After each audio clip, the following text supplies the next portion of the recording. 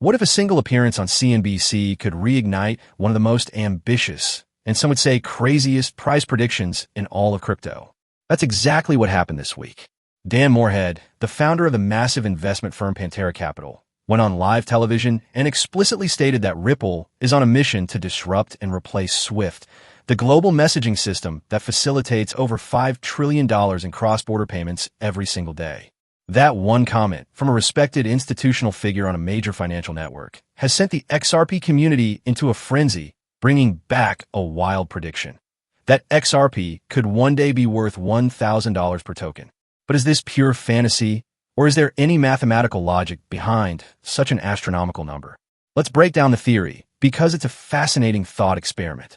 The argument doesn't come from Dan Morehead himself, but his comments on CNBC reminded everyone of an analysis done earlier this year by commentator Bet David. He sat down and did the math. SWIFT handles a staggering $5 trillion daily, which translates to over $1.25 quadrillion annually. The thesis is that if Ripple, using the XRP ledger, can capture even a fraction of this immense value flow, the demand for the XRP token would be unprecedented. Bet David suggested that if Ripple captured just 10% of SWIFT's annual volume, that would mean $125 trillion in yearly transactions flowing through XRP. But, and this is a monumental but translating transaction volume in a market capitalization is where things get extremely speculative. The theory goes that this utility and demand would drive the market cap of XRP to a staggering $10 trillion. From there, the math is simple. A $10 trillion market cap divided by the expected future supply of XRP tokens could theoretically put the price anywhere from $100 to an eye-watering $1,000 per XRP. This is the core of the $1,000 argument. It's entirely contingent on XRP becoming the undisputed global standard for moving value. Therefore, this isn't just wild community hype.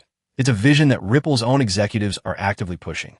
Ripple Vice President Eric Van Miltenburg declared at the World Economic Forum, and I quote, "We're building a SWIFT-like replacement." Furthermore, Ripple CEO Brad Garlinghouse has suggested that the XRP ledger could handle 14% of SWIFT's turnover within just 5 years. This executive confirmation is why the CNBC segment resonated so deeply. It's validating the core ambition Ripple has been talking about for years.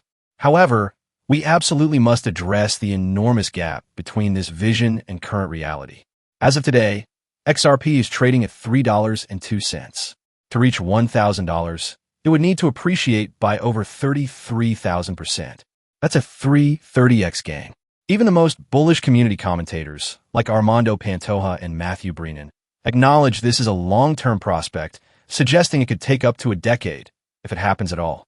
Critics, especially from the Bitcoin community, dismiss it as completely unrealistic, pointing out that a $10 trillion market cap for a single crypto asset is a number that dwarfs the current entire global crypto market. Therefore, the real takeaway from this CNBC moment isn't that $1,000 is guaranteed. It's that a highly respected institutional voice has publicly acknowledged the sheer scale of what Ripple is trying to achieve.